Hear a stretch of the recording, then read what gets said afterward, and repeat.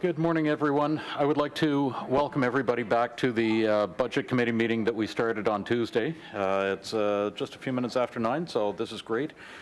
We have the full board of speakers put back on the list, and Councillor Austin would be the first person to speak. As a reminder, we are discussing the main motion at this point, and it has an amendment on it already about the 3.7%. So, Councillor Austin, go ahead. Thank you, Mr. Chair. So, I've already said that the number one thing that I'm looking for in this budget is making a serious commitment towards Halifax. We must act on climate change. We must act to do our share to fix this problem that is really threatening to destabilize our entire world. You know, when you think about generational blinders, right? There's things that our parents did that they took for granted that we today look back on and say, geez, what were they thinking? It's humbling to remember, though, that that phenomenon is not unique to just them. Our kids will look back on us. We have our own generational blinders, and I think when they look back, the thing that they're going to have the most trouble understanding is how we dithered so long on climate change. I expect, though puzzled, that we took no action when the world was literally on fire, and knowing what was happening while parts that weren't on fire were drowning. How could we dither while the natural world crumbled, while the very systems that sustain our civilization fell apart? How could we choose denial and delay? This isn't some distant crisis. We've had hundreds of Canadians in BC die this year from extreme heat. We've had fire, we've had flood. You can ask Nova Scotia Power about the severity of winds over the last 20 years, how that's gone way, way up. Our oceans are warming, raising the threats of hurricanes. Lobsters, whales, they're all moving north. We've got cardinals in Dartmouth now, and Bannock rarely freezes anymore. Climate change isn't some distant threat, it's here now. To quote Greta Thunberg, I want you to act as if your house is on fire, because it is. It's not too late to put out the fire, but it requires us to act with purpose. On a global scale, we are a wealthy country in a wealthy province in a wealthy city. We have our problems, one of them being that our wealth is not evenly spread, but compared to so many around the globe, we have so much more capacity for action.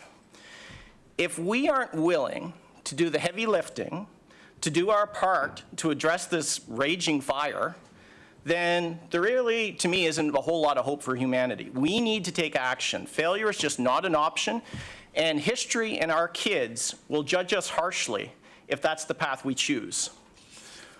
On Wednesday, I heard some trepidation about raising taxes by 5.9%, and I can understand that. But if you find the costs of that increase unpalatable, then I have some really bad news for you about what climate change is going to cost us. Low taxes will be of very little comfort on a dead planet. Being fiscally responsible, it isn't about just keeping taxes low or not spending money. It's about being prudent. And being prudent, sometimes doing things that are for the greater good but not necessarily universally popular. Like I was struck in Fisher's presentation about the Council of 1998 that made a decision to tackle HRM's debt. I don't think they got any brownie points from the public for making that decision, nor did any of the councils that followed that stuck to that rather than spending that money. But that sacrifice, that decision to do for the public good, to be fiscally responsible, is why we're in a good place today to be able to tackle our current problem. Right now, the debt we owe is a debt to them. We have rising costs. We have already allocated $7 million of surplus in the staff proposed budget towards this year's budget, so that solution isn't really available. Staff have already upped deed transfer estimates, and history has shown as we go through the budget, we're not going to have the stomach to be cutting services because the services that we provide are very close to people. And we have climate change emergency to deal with. This is not an easy place that we find ourselves in. I hope we not only commit to Halifax, but that our decisions on how to pay for it are also prudent. I'll see where this goes. I personally don't expect that 3.7 will prove to be fiscally responsible when we see everything that comes out of this. Politically popular, maybe, but not prudent. And to me, leadership means doing what's right, what's needed, even if it's not popular. And so that's where I am in terms of leading off this budget, and I'm quite happy to support all the staff direction as we begin this journey this time, because I think we're in a place where we've got some tough choices to make. Thank you. Thank you very much, Councillor Austin. Councillor Cleary. I literally just walked in and didn't push any buttons, so you go ahead to the next person. Thank you very much, Councillor Outfit. Thank you, Mr. Chair, and good morning, everybody. There's going to be a lot of good comments made on both sides of this issue, and both sides isn't exactly the right term, but around these issues in general today. The $16 billion that we have in debt as a province was probably done for some of the reasons that Sam just mentioned. So in addition to inheriting a world on fire, they also have a provincial economy on fire. That was probably well-intentioned by politicians at the time who said we needed a house, we needed a hospital everywhere, we needed every road paved, we needed everything twinned, we needed to bail out Sydney and Devco and all these places for immediate short-term jobs, and let's just add it to the debt. Now we'll let our grandchildren, our great-grandchildren worry about it now that it's around $16–17 billion as a province. Our debt obviously here is not so bad. It's 250. I think we should be proud that we have lived within our means and we haven't been irresponsible by not having huge tax increases. Just think about this. In addition to not having huge tax increases, we've also paid down the debt, and we also have the reserves at record highs.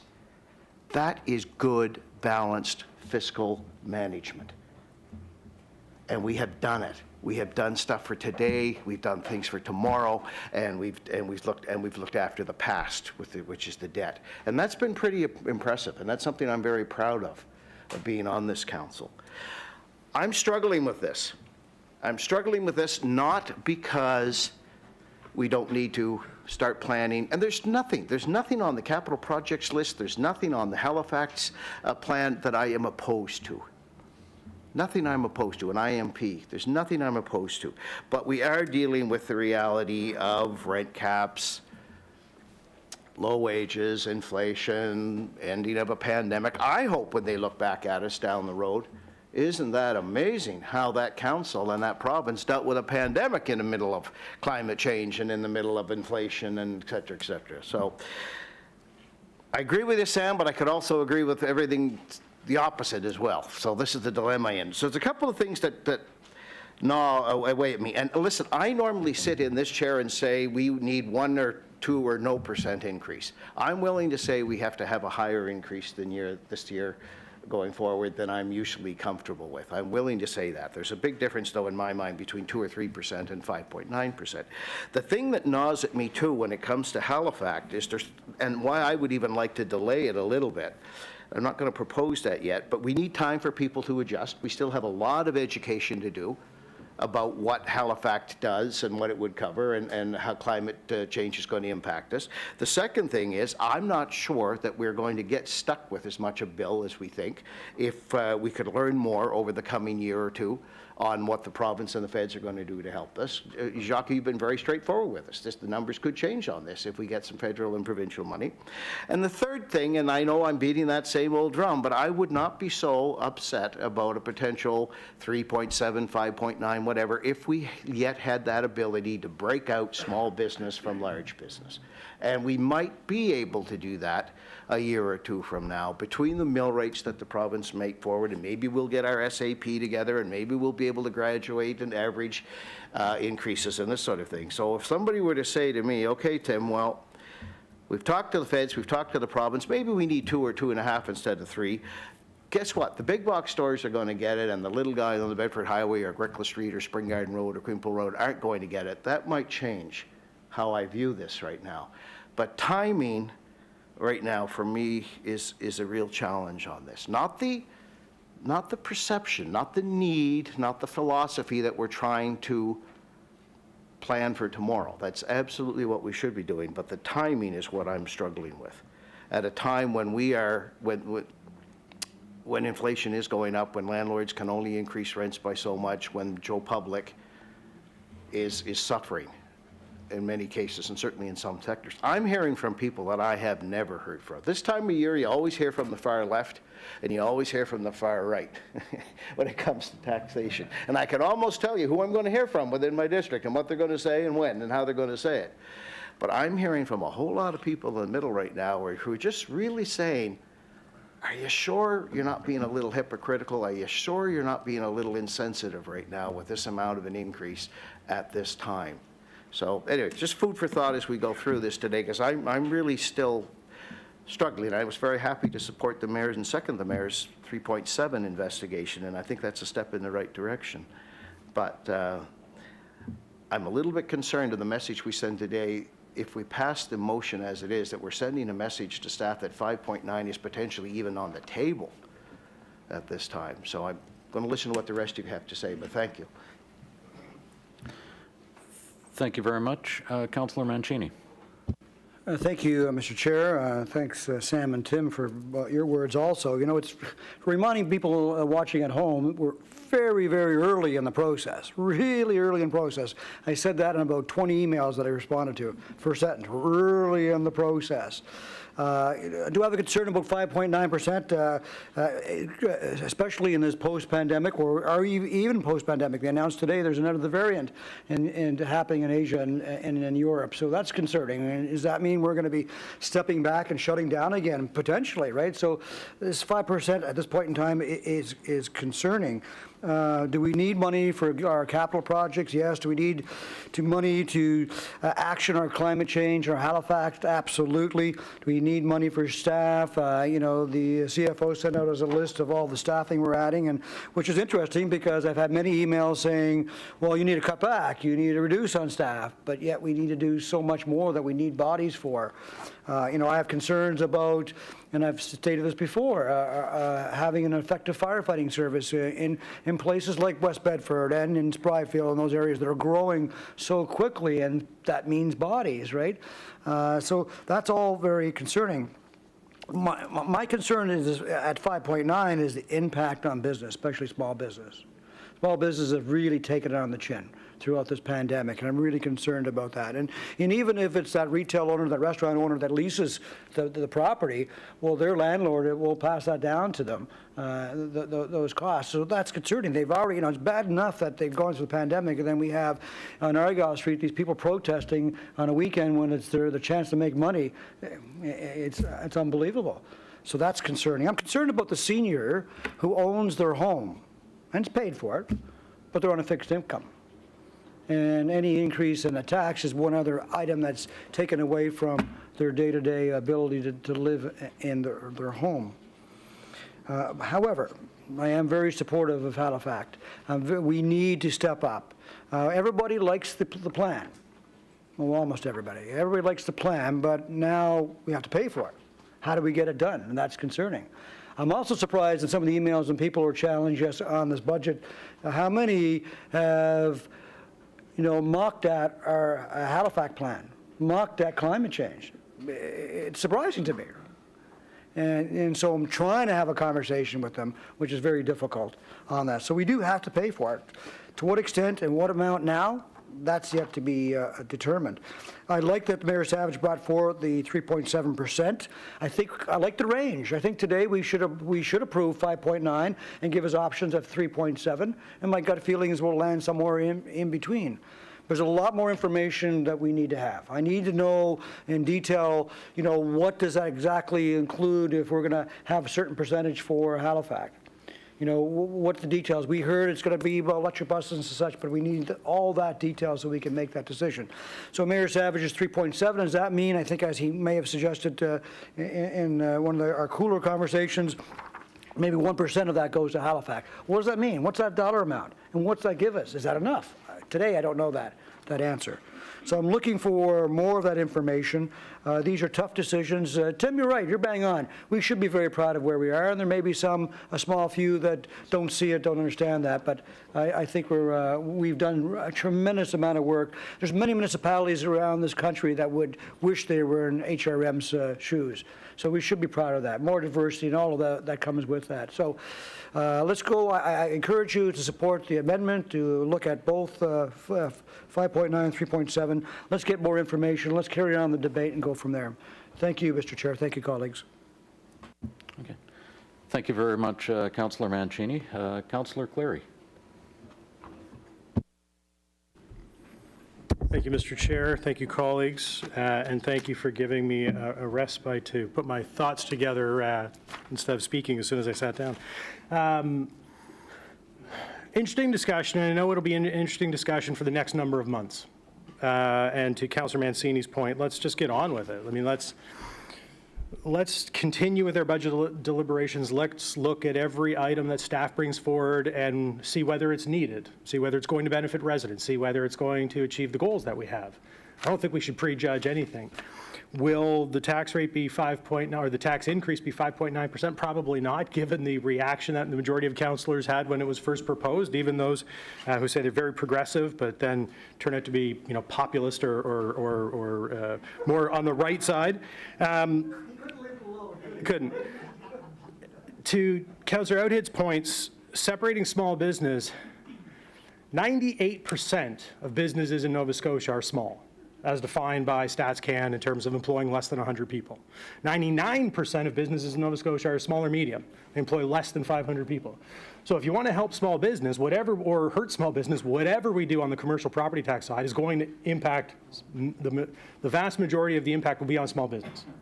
Whether you increase it or decrease, it doesn't matter. So I'm also interested in looking at what are the other options, just like I did last year. I proposed it. It was voted down pretty overwhelmingly, that, we do a differential increase, not just 5.9% or whatever the percent happens to be on residential and commercial, because our businesses are still struggling in many sectors, most notably, of course, in hospitality and tourism, and others that were impacted by the COVID lockdowns and import, export, that sort of stuff. To Councillor Outhid's point and to others around fiscal responsibility, I don't seek to take responsibility for, champion, or apologize for what previous municipal or provincial politicians did in terms of debt. It's not our job to worry about that. Our job is to think about where we are now, where we're going in the future.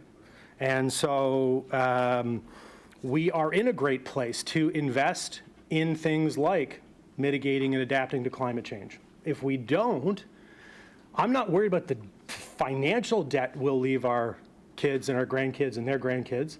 I'm worried about the infrastructure deficiencies we'll leave to our kids and grandkids because we are not prepared to deal with the impacts of climate change. I'm worried about the impact that we'll continue to have exacerbating climate change if we don't do something starting now. And so whether it's retrofitting our own buildings, EV strategy, changing land use bylaws, investing in the kind of technologies and equipment that will allow us to be environmentally sustainable, those are the things that I'm worried about leaving to our kids. And if we're not prepared to do that, I don't know why we did Halifax. If we're not prepared to do that, I don't know why we just approved the EV strategy and electrification of the fleet and all of those things. They're going to cost money, and they have other benefits too. Most of the stuff we'll be doing for climate change will be helping build better infrastructure for active transportation and for public transportation.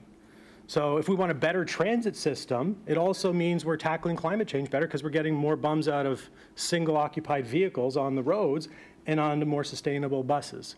And so building bike lanes and bus lanes is part of our climate change strategy. So I'm worried about those things that we're not going to do.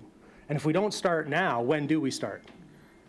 Do we put off a big tax increase for next year, a big tax increase for the year after that? When we're all done on council, we'll let the next council have a big tax increase. For what purpose? So I don't really care if it's 5.9, 3.7, 2.2, 8.8. What I care about is, can folks afford it? Do they understand why they're paying for it? And what's the benefit we get from it? So I'm more than happy to have staff come forward, bring all of those ideas, overs, unders, and then March, April, we'll set the tax rate as we always do. I don't know why we spend so much time arguing about it now, because we're not going to set it for 3 months. So let's get on with it. Thank you, Mr. Chair. Thank you very much. Deputy Mayor.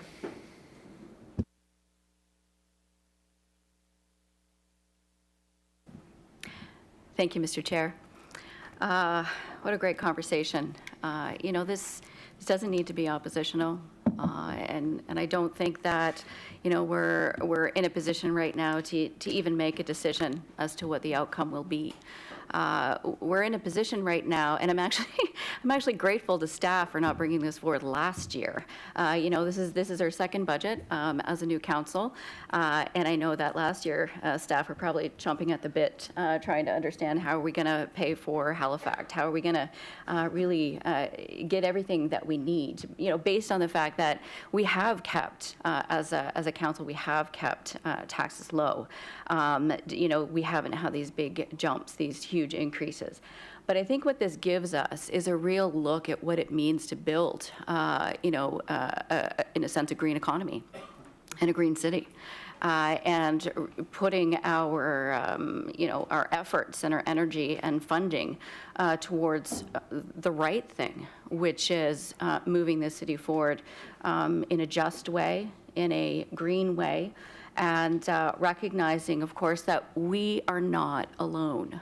We cannot do this in a province where there are 49 other municipal governments. We have a provincial government and a federal government that we need to be working with. They have to be at the table. You know, certainly we can be leaders in moving this forward, but we do need a commitment, you know, at the provincial level. I believe we have it at the federal level. We just need to make sure that we are prioritizing in the best way possible for the best bang of our buck. And I also want to recognize that this economy is built on the backs of families. You know, you're right, Councillor Cleary. The majority of the people that we're talking about here that will be impacted are small family businesses. And we cannot do that. We cannot put that kind of pressure on them. And so to Councillor Outhet's point, you know, is there an opportunity to delay this, to assist in the rebound that we need from an economic perspective for those small businesses? And potentially there's a way that we can meet in the middle. I'm sure that we can, but we do have to be honest with our residents that this is the big picture. These are all the priorities that we need to move forward. We can't do them all at once. You know, we can't force with a stick. We do need to educate, and we do need some carrots, if you know what I mean. But at the same time, insurance costs are rising. So the insurance industry across the country is looking at what happened in Cape Breton, what's going on in British Columbia, what's happening in Ontario. They're looking at this, and so whether or not we make the change, you know, to force that change and be the leaders, to accept the fact that Halifax is going to change, that you know, it does take a commitment and leadership, and we have to be bold in doing that. And also addressing, you know, things like climate anxiety in our youth. That is a real issue. Young people are worried. They need to see their leaders doing something. So why are we not acting? Why haven't we acted? We don't have the will. We're worried about being the leaders that we need to be. We're worried about the backlash. I've received some pretty angry emails too, but I've also received appeals to say, please, be the leader. You know, you're the biggest urban center in Atlantic Canada. Show the rest of Atlantic Canada that we can do this. But again, I'm concerned about the small businesses and the impact this will have. And I think, you know, there may be an opportunity for us to split this in a way that doesn't create too much stress on our small businesses. We need them. We need to support them. We know that that there is a political shift at the province, you know, to support initiatives. But when I look at the climate action tax at 3% and I think about District 13, electric buses, we're not going to see them in District 13. So I need to ensure that, the residents in my district understand why we're doing this. And I don't think we've done a good enough job explaining specifically what the outcomes will be with a 3% climate action change. And I really just, I implore all of you to think about the impact to small businesses. And, we need to be supporting them. Thank you, Mr. Chair. Thank you very much, Deputy Mayor. Councillor Purdy. Thank you, Mr. Chair. Thank you.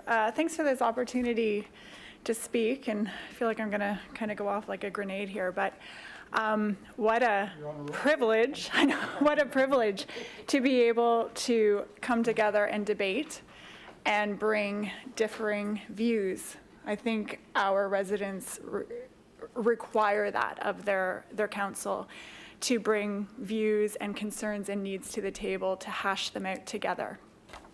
I remember reading a commentary from All Nova Scotia last year saying, where's the debates in regional council? Why are they not debating? And I remember thinking, I want to get to that place where I can feel confident enough to debate. So here we go. I'm concerned about our people with this budget. I'm concerned about our seniors on fixed income who make up a lot of our residents. How many of them are already stretched thin, trying to figure out how to prioritize the last few dollars as they see the prices of food and fuel and goods and insurance go up and up and up? These are the folks that grew up here in Halifax, who raised their families here, who worked hard here and paid their taxes here. Now who's looking out for them? It's not like we can tell them, well, just find a cheaper place to live, get an apartment. That option isn't an option here in HRM.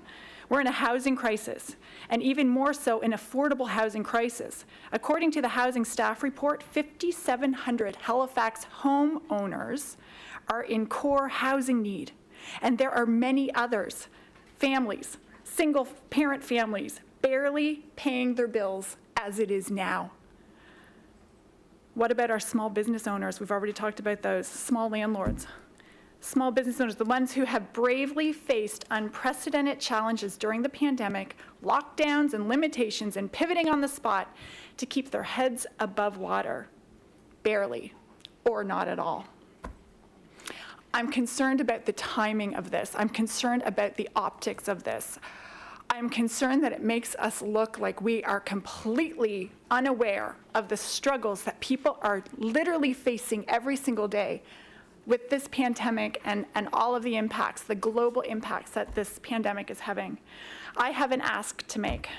I want to split the recommendation number 1 in 2, and I want to vote on both taxes separately.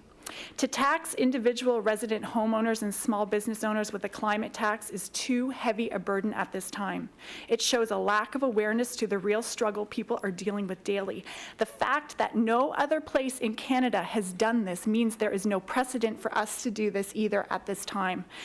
Doesn't mean that climate action is not important, and we need to fund it, and we need to find ways to fund it, and I think this is our job, to turn every rock over to find funding. And I have some ideas. I'm not coming to the table to say, let's not tax our residents.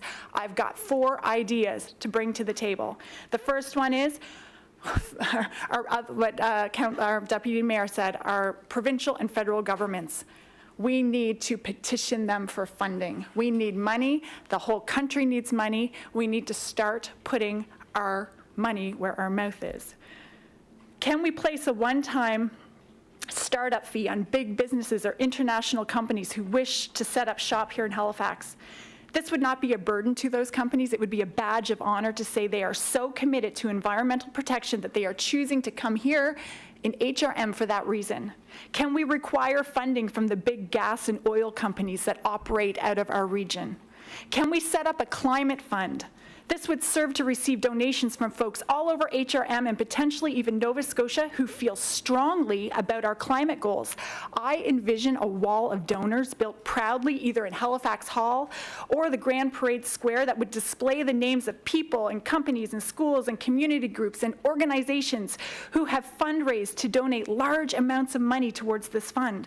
There could be ceremonies and recognition, and it could potentially generate a community-focused, positive outlet for an otherwise serious and somber issue where there is a lot of anxiety around this. There are ways to prioritize climate funding without breaking the backs of our residents. And I feel that's exactly what this will do. I will not be able to support a climate tax on our residents or small business owners at this time. Thank you.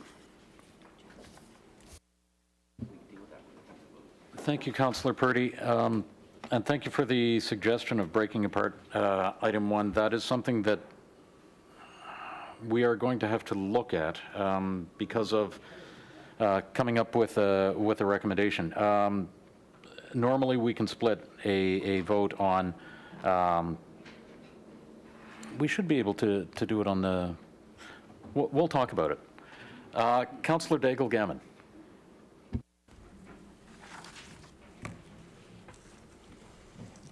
Thank you very much, Mr. Chair. So I think for everybody, the process here just is so uncomfortable that you start with this large number and then the general public reads in the media that we're raising taxes by 5.9. Then you read in the media that we're raising taxes by 3 point something. And it is really challenging to be able to communicate well that this is the beginning of a process, no matter how many times I've heard it in this room on Tuesday and even before that. You still read and you still get emails from everyone saying, my goodness, please don't make that decision, or why did you make that decision? People think that it's already been made. So that's a challenge. You know, sometimes you think when you're making a budget, it's, Bruce, you did such a lovely presentation, by the way. Thank you very much. But the analogy to a house, well, you run your budget. It's like, what do you need to keep your house in order? And then if you want to make improvements to your house, then that's about how you're going to grow. For me right now, I think because it is the beginning of a debate, the conversation really is about how do you want to grow and how do you want to sustain things. So the 5.9 is really hard to hear. Part of this conversation and why we're at the place where we're at, I think, is because last year we were so good with the tax rate that, you pay the piper the next year and then you pay the piper the next year. One of my questions or things that I will watch for is on the climate change and that 3% is what happens if we don't do the 3%? What's the impact on the next year? What's the impact on the next year? Does it mean that we don't meet our target goals?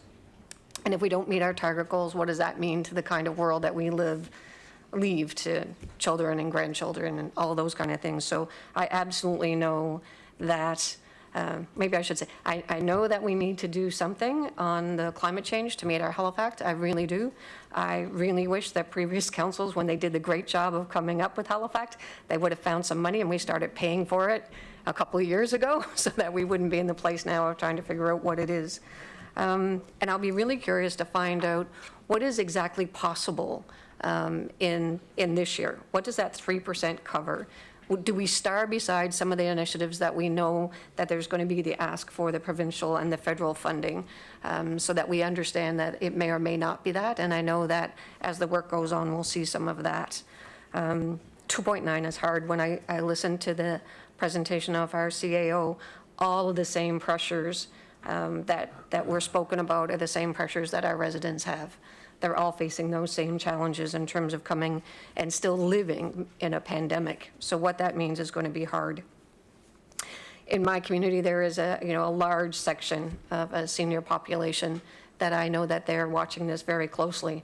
On the same side, there's a large section of new families and young families, and they're trying to figure out how to make things work. When I look at District 1 and how diverse it is, we have taxpayers who are outside the service boundary looking at all these projects that reside within service boundaries. So there's a challenge for them to understand what it is that they're paying for when they pay their taxes. A very vast amount of people that are coming into the community from other provinces, who by perspective are saying, I'm paying more taxes here and I'm getting less services than when I had in Ontario, even in Manitoba, even BC. So they're making comparisons to what they've planned. And so we need to make sure that we communicate well what exactly the tax does give us. What are the services? So people are still waiting for all of that. So I know that we're going to have to pay the piper. There's three ways. Will it be on the taxpayer, and what is their tolerance for that? We have to consider that. Can it come from reserves? The reserves are built out of some of them are built out of the deed transfer tax. So have we looked at that in the way that we should? And then the other thing is to incur more debts. So the conversation over these next couple of months, those are the kinds of things that I think that I'll be looking at to find out, yes, we need to pay for things, where and how will we do it? So thank you. Thank you very much. Councillor Cuttle. Thank you, Mr. Chair. And thank you, colleagues, for this great discussion. I do agree with some of the things that my other colleagues have said. I think we need to keep this in context of what else is happening in our municipality, particularly around the housing crisis. We've seen assessments go up in the past couple of years at an unprecedented rate. I mean, it's unbelievable. It's like how much the price of housing has gone up, as well as food and heating and goods and services. So our residents are facing pressures from all directions right now. And while, it says we have a low average tax bill compared to other cities across the country, we also have the second lowest household income in the country. And I think we need to keep that in mind.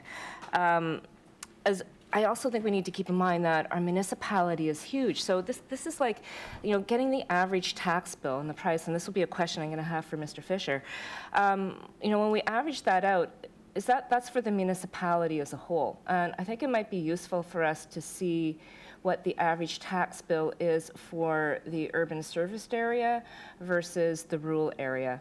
I mean, there's no other city in Canada like this. And so when we look at the property values, naturally the property values out on, the outer edges of our municipality are going to be incredibly low compared to those within the urban center where the majority of people live and where housing is more expensive. So I would actually like to see some more information on the taxes, and not just the average, but also the median average tax bills. Or not median average tax, but what the median price is on top of the average. I also want to note that we have a cap, and we're the only province in the country with a cap. And my big concern is that when we see these increases, who's really being impacted are going to be the new home owners. We're actually, with this massive increase in assessment, and then a big increase in taxes, I think we're running into a situation where we're going to create greater inequity amongst our residents in terms of paying taxes. And, perhaps it's time we ask the province again to look at removing that cap, because if we keep going in this direction, we're going to have big winners and we're going to have even bigger losers. And when you have a tax increase of this amount without addressing the inequity that's created through that cap system, I think we're going to run into, I feel that I'm very uncomfortable with that, and we're going to run into some big issues with that. Like everybody else, I agree. Yeah, we need action on climate change, 100%. Particularly given that we're a coastal community, a coastal city, a coastal municipality. Resiliency for us, investing in better resiliency is going to be really important to future generations and near future generations, as we're seeing in Cape Breton and Newfoundland and out in BC. I think we have to be very strategic in where we invest our money. And I'm just going to, I'm 100% for electrification of our bus fleet, but I think every electric vehicle that is being made right now is going to be bought. And whether it's bought in Halifax or whether it's bought in another place, it's going to have a net positive benefit to the planet as a whole. So when we buy 550 electric vehicles for our fleet, like, yeah, that's awesome, and I think that's, you know, something that's popular and people can get behind. Are we really making a difference to the global impact on climate change? No, because those 550 cars would be snapped up somewhere else and have the same net benefit. So, you know, when we're making choices on Halifax, I think we need to be strategic, we need to be smart, we need to be clever, we need real information, and we really need to figure out where can we make the biggest impact in locally, but also globally, and invest that money that we do raise very wisely. That, you know, we have to be careful, I think, of greenwashing here, and do things that are really super smart for our community and for our residents. You know, we don't know what the funding programs. You know, we just had that big announcement around the housing. We don't know what other programs are coming down from the federal government. I see my time is up. So, you know, well, 5.9% right now seems like a big number. I think we will end up with something lower, and I think we do need to look at all other options for keeping that as low as possible, because we have to be careful what we're doing to our residents with increasing taxes. Thank you. Thank you very much. Councillor Hensby. Thank you very much, Mr. Chairman. To all the newbies, welcome to the show. This is my 6th of the 7th Halifax councils that have been elected since amalgamation, and every one of those councils were challenged in similar ways. Had amalgamation back in '96, amongst the voters' outrage and angst out there, the amalgamated council had to deal with the large debts of the previous units. We had very limited or little reserves, and we were forced and brought together, and we also had to deal with the expenses of those amalgamation costs. We've seen higher costs for our services go up because all the union salaries, everything went to the highest level. Instead of working out in the middle range, everything went to the highest pay rate. So we had a lot of growing pains in the very beginning. Plus, we also started the Otter Lake landfill and the implementation of our solid waste resource strategy. Those are some of the big things in the beginning. And then in 2003, we started with the harbor cleanup, and we did a lot of that on the backs of the municipality tax rate. We had very little provincial and federal contributions at that time. And then we also got hit with the big economic downturn. Also got hit with significant weather events, Hurricane Juan and the White Juan. We had those exceptional expenses incurred by those natural disasters. We also got hit with the assessment cap. You know, I hate to say I was part of the provincial government that brought in the assessment cap because of the high rising cost of coastal properties that we have seen, and they were trying to stem that for rural Nova Scotia, but it had a bigger impact on urban Nova Scotia. And then also the councils of the day started to look at, okay, we need to look at the bigger picture as an amalgamated unit. We started the regional planning processes. We saw the various plans come together, which eventually got us to the regional plan part, phase 2 or +5, whatever you want to call it. We saw the center plans finally get finished. We've seen the green plan, the integrated mobility plan, now Halifax. Back in those days, we had several approved developments, but with the economic downturn, everything was put on hold. But since that time, we've seen a rebound. We've seen investments from infrastructure funding, and so from 2012 forward, we've seen more construction cranes hit the skylines. We've seen more buildings emerge. We see our tax base grow. But also at the same time, we had to deal with other issues in regards to that. And today, things are starting to go well again. We kept the tax rate over the years consistently low, and perhaps that might have been a mistake, but perhaps we should have had some room for cushions and perhaps build up reserves, which we have been able to do with the smart, prudent management that we've had over the years. We have been able to build up those reserves. But now we're hit with another paradox, the pandemic. We have seen an economic slowdown once again, based and dependent upon subsidies from the federal and provincial governments. But through that pandemic, we've also seen a hot real estate market, and our assessment base has been lifted significantly, as well as with the more construction that's still going on. We're now faced with a population boom, and whether it's the migration of new citizens coming in or the intra-provincial migration from other parts of Canada or from other parts of rural Nova Scotia. So Halifax has become the magnet of Eastern Canada, and we need to deal with those growing pains. But there's still, as Councillor Daigle Gammon said, there's still an urban-rural split out there. You know, where's our internet and broadband and cell coverage in rural areas? We talk about rural transit. We've always talked about the dream of express services on the 100 series highways. That's not yet been realized. And now we had to look at development restrictions that are still on rural Halifax in regards to not allowed having private roads and stuff. We need to look at ways to lift some of these restrictions, some of these moratoriums that have been put in the past, and let us move forward. But we need to strike a balance. So if it's 5.9 or 3.7 or somewhere in between, we have to have that discussion. We have to have the information brought forward, and I'm looking forward to the budget books to see the devils in the details of what we have and what we need and what we like to have. So, councillors, welcome to the show. Thank you very much, Councillor Hensby. Councillor Blackburn. Thank you very much, Mr. Chair. So it feels like we've been doing budget forever. We just finished one budget cycle and we go right into the next one. But I'm always struck by one of the first slides that is presented, and that is breaking this down like a household budget. And so that's how I best deal with the immenseness of this process and the decisions that we have to make. So using that lens, so my heat pump crapped out in June. I could have said no to repairs, saved myself 10 grand, but what would have been the result? Frozen pipes, a flooded basement, and probably more than $10,000 in repairs.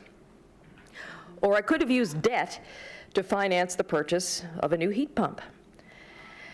So that's what we did. Climate change is here. Halifax is our plan to mitigate. Either we pay for it now or we're going to pay more later. Washed out roads, destroyed bridges, they cost a lot to replace. I don't have a problem dipping into debt to pay for Halifax. Debt is supposed to be for emergencies, and if I remember correctly, we declared a climate emergency. Halifax is our opportunity to say what we're going to do and do what we're going to say. Thank you. Thank you very much, Councillor Blackburn. Councillor Morse. Thank you, Mr. Chair. Occasionally, things that are good for the planet are good for people too. And I think one of the best investments we can make that does both things is investing in public transit. If we can get more people out of cars and onto the bus because our buses are more efficient, they're faster, and we can electrify them, we make life more affordable for people because they don't have to buy cars. They don't have to spend time in traffic, swearing at other drivers. They can actually read or work on their phones or talk to people and get to work. I think we can make life better for people by investing in transit. And I think if we have electric buses that are cleaner, that are quieter, it'll do a lot to improve life in the city and we'll meet our goals. So I think we should recognize that some of the things that we've talked about in our plans and that our incredible staff have worked on and developed over the last few years can work for people and the planet, and that we need to invest in them now to get the greatest benefit as quickly as we can. So I'm really in favor of moving forward as quickly as possible and to fully fund the plan. Thank you. Thank you very much. Councillor Mason. Really? Now it's your turn. Thank you. Thank you, Mr. Chair. This has been a great debate, and I'm hearing a lot of really good stuff, and I know we're all getting the same emails, and I know we're under the same pressure. I myself am finding it hard to hold on to my rationality, and I am going to say, frankly, I'm responding very emotionally because I see this as a real pivotal moment for Council and for HRM and for Nova Scotia. and unfortunately, we've conflated two things. We are talking about, are we going to fund the climate plan? And then we're talking about what kind of 5.9% or whatever, what kind of tax increase we're willing to accept. And those should be separate debates. I don't think anybody around this table, or I think most people around this table, clearly the majority of councillors want to fund Halifax, and they may have good reasons to want to talk about some changes to it. But here's why I think we need to go ahead with funding it anyway. We were debating whether or not to fund the climate plan, as Councillor Austin said, while they were declaring a state of emergency in Inverness and Guysborough and Victoria counties. After we saw Merritt, the town of Merritt, underwater in British Columbia last week, after we saw that other town in BC burned to the ground in the heat dome last year that killed over 500 Canadians. So, you know what costs small businesses even more money than a tax increase?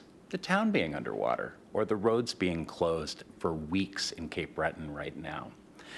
And so I know it's hard to take a leap from this existential crisis we are having right now on this planet to we need to raise taxes a bit and buy some things and invest in some things and harden some things and retreat from the ocean. It's hard for us to say, yeah, well, but what we do isn't going to stop that. So we're stuck in the prisoner's dilemma right now. If every industrialized country in the world, and I said to my wife the other day, this is the emotion coming out, we are in the middle of the same failure to lead on climate as every other democracy in the world right now. And I see it coming, and it scares the crap out of me.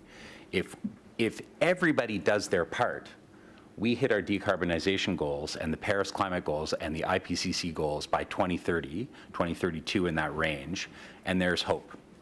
Everybody has to do their part, and you have to just hope that everybody else does their part. And the fact that if they don't do their part, we shouldn't do our part is not the kind of logic I can get behind. That is not where I am at on this. So, I know that there are issues with implementation of Halifax. I know there's issues with equity. I agree 110% with Councillor Cuddle on the cap being an issue, which is beyond our control. I don't think that's a reason not to do it, but it will get worse and worse and worse. And we've said this to the Liberal government. We said it to both opposition parties. I've said it to Tim Houston myself when I was president of NSFM, but that action is required at the provincial level, and I agree. I will also say, and I'll just close on this, almost 3% of that 5.9% is actually operating costs. And it's 2.9% because we made a choice to use reserves last year and not raise taxes 1.9%. And Halifax was only adopted in June 2020, and that was the first budget where we were starting to see budget impacts for Halifax. Our operating costs are higher this year because we didn't raise taxes last year. That's the operating impact this year.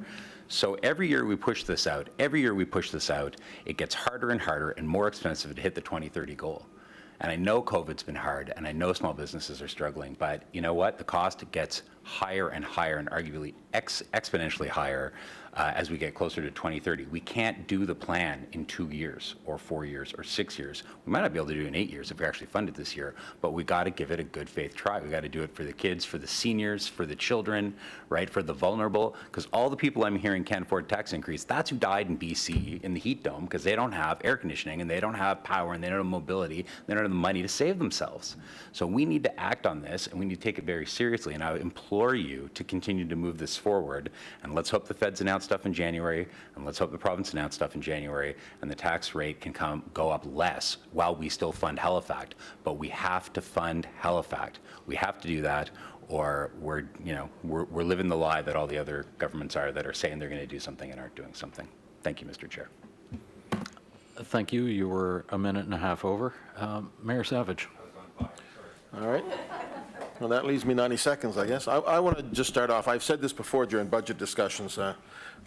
The now President of the United States, Joe Biden, once said, don't tell me what you value, show me your budget, and I'll tell you what you value from your budget. So if we believe in Halifax, we got to put money into Halifax. Is it 3% this year? Don't know, because we haven't looked at it yet in any detail, right? We don't know exactly what all of this is. And we haven't, we're not even going to go department by department for 2 months. No, a month and a half, 2 months, yeah, right? We're 2 months away from that. So there's a lot of time for us to figure this out. I want to make this point. I want to go to debt. Councillor Hinsby talked about amalgamation. At the time of amalgamation, the debt of HRM was $350 million. It's now $250 million. At the same time, the debt of the province of Nova Scotia was $8.7 billion. Today, it's $16 billion. The debt of the government of Canada was $569 billion. Today, I think it's $1.2 trillion. Every Canadian owes, what's the number here now? I think it's 50-some dollars in national debt to Canada. I mentioned before it was, no, sorry, 32,000 to the government of Canada, 18,000 to the province. They own that much of the debt that is provincial and federal. They own $1,177 of municipal debt. Think about it. We have the infrastructure. We have the infrastructure. We have 60% of the cost of infrastructure, and we collect less than 10% of the tax. The council's done remarkably well on taxes. You know, I've seen one of the letters that came in today said we've been aggressive. I mean, no, we haven't been aggressive on taxation. What we're hearing today is we've been too non-aggressive on taxation. I've always said taxes are not a bad thing. Taxes are the cost of having a democratically elected government providing the services that you need. But you raise taxes when you need to, not just every time that you can. One of our big costs this year comes from the province. It's the road transfer. There's, how many, Councillor Arthur, 20-some positions? 24 positions tied into that, which, you know, it's an agreement that was made at the time of amalgamation, but it's a big cost. Look, yesterday the Premier was asked, I think at the press conference, I didn't see it, but I saw one of the reports, you know, would you consider supporting some of the planning positions HRM might need for this, to get more housing? And I think he said, yeah, he would consider that. So we had conversations yesterday. Councillor Smith was in Ottawa. I was on virtually with Minister LeBlanc talking about, you know, can you support us on transit operating costs? Can you, and you know, so that's a conversation that we haven't figured we haven't figured it out. The federal government did a campaign on an accelerator fund for housing, which included supporting municipalities in staffing and potentially technology for planning. The point is this, in the 8 seconds I have, we have to go department by department. We haven't seen the inputs yet. We haven't seen the inputs by department yet. Let's have a look at those. And by the way, I saw a note this morning that came from Councillor Mason's area saying, implying, you know, why are the people in the heart of the city subsidizing rural HRM? And I'm pretty sure that there are people in Councillor Hinsby's district that would ask the question in reverse, right? That's just how it is. You know, we try to be as fair as we can. I do hope we get the opportunity soon to look at our mill rates. The province have indicated they would let us look at how we assess commercial taxes to assist our small businesses who really are, in a lot of cases, hurting. Not everybody was hurt by COVID. Some really were hurt by COVID. It is November the, 18th today? What's the date? Oh my God, I lost a lot of time. We will set the budget, the rate in April. Let's look at the alternatives. Let's go through the inputs. Let's go through the process. We do have to fund Halifax. It's like the old Fram commercial. You pay me now or you pay me later. But let's figure out exactly what's involved in that. We don't know yet. There's a lot of work to be done. Thank you very much. Councillor Austin. Thank you, Mr. Chair. And good discussion, colleagues. I was making some notes as we go along, and you know, Councillor Lovelace speaking about climate anxiety. It's not just the youth. I mean, there's a dark side of my brain that I don't like to peer into because it's sometimes very hard to be hopeful when you look at the scale of the challenge ahead. And, you know, I think about my own kids, and it's very easy to despair of the world that we are setting them up to inherit. For an issue like this, I mean, everyone can be in favor of the plan. It's the challenge is paying for it. The challenge is paying for everything else. We don't have a lot of options in a lot of ways. 80% of our revenue is property tax. So, you know, it's do or do not from property tax, one way or the other, whether it's debt that you're paying back over time or it's property tax.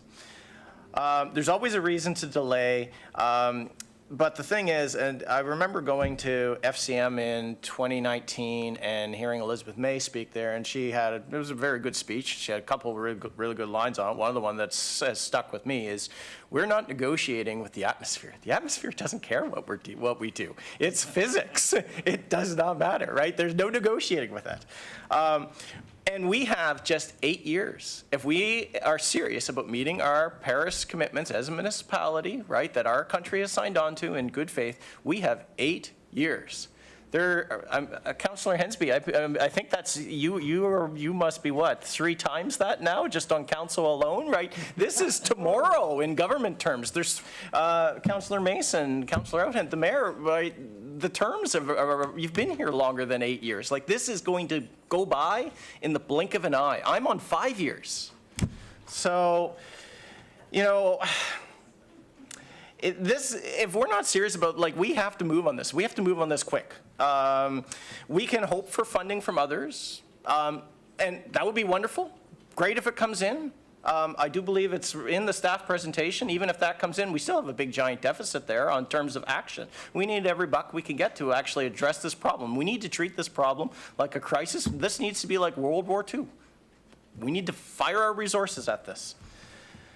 You know, we've already used surplus to balance things out. We've got increased costs, deed transfer. I mean, all of that's already in. So, you know, I just hope as we go through this, I want to see the details too, because, you know, it might be more than 3% we need for climate change. I don't know. I haven't seen the details either. I mean, that's what we really need to get to. You know, maybe we can use some more debt on that. I mean, of all the options that we have that aren't the rate, that's about the only one that I can see that maybe has some prospect here. Because, I mean, I don't think any of us have the stomach to go and start cutting the operating budget, start cutting projects. So maybe there's something we can do with debt. But here's the thing, you know, it has to be a balance.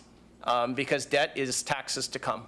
And so we have to keep that in mind, and I don't want us to just be, as we grapple with this problem, to take the problem seriously, but I don't want us to also just be the council that kicks the fiscal can down the road. We have to do some heavy lifting in the here and now as well. Thank you. Thank you very much. Councillor Outfit. Thank you, Chair. And I think because I represent a district that is growing so quickly, and there's so many new homes and so many new people, that impacts me a little differently too, because the 5.9%, you know, we talk about the average home and the average increase and this sort of thing. So I think somebody mentioned breaking down rural versus urban and this sort of thing to look at the different impacts. I mean, it is a significant increase for a number of people. The other thing that I caution is about, and this is happening already, and okay, well, if we get a tax increase between 3.7 and 5.9, am I finally going to get the stuff for my kid in my neighborhood? Are you going to bring back the blue bags weekly? Well, no, probably not. I just got the report, the Parks capital proposed for my district. Not one damn new thing for the whole new town of West Bedford being built up above the town of Bedford. Not one thing. Tennis court, pump track, trail, nothing. After we've done a survey. So for the first time ever, and they're wonderful people, and you know how I praise staff regularly here, I sent that back, said, not acceptable. Redo it, do better. You can't build a town and have nothing for the people to do. When Halifax Water brought in their new tax, whatever we want to call it, the ditch tax or whatever, the demand for maintenance. If I'm going to pay for maintenance, my bill's going up. When was the last time you dug out my ditch? So just, you know, we have to be careful that we're setting expectations with a big tax increase, and most people view 3.7 to 5.9 as a big tax increase. And we're still not going to be able to deliver all they want with projects or services. Patty's comments were interesting too, Councillor Cuddles, about the Halifax, which of course we all support strongly. But when we see flooding like we've seen, you know, we are going to have to balance. Well, saying, well, geez, you know, I'm sorry your bridge washed out. I'm sorry Bedford's underwater. I'm sorry you can't get to Cape Breton because the 102, but how do you like our new electric buses? You know, we have to make sure that we do get the most bang for the buck on, and of course it's right to do electric buses, and of course I wish the whole world was doing them, but we are going to have to shore up. I mean, the changing climate is going to come. The flooding is going to come. The extreme weather is going to come. We are going to have to build differently and in different places because of this, and we have to, you know, educate, I think as Pam said, educate people. It really sounds really sexy and fun that we're going to convert all our buses to battery, but and it's great, we'll do it, we should do it. But when I drive along the Bedford Highway, it was so, I think I shared this story the other day, it was so bad on the Bedford Highway, the water that flew up on my car, my automated system went in, thought that I had hit something and put the brakes on. That's how hard the water hit the windshield from the flooding below the Mount St. Vincent there. I'm lucky the airbag didn't go off.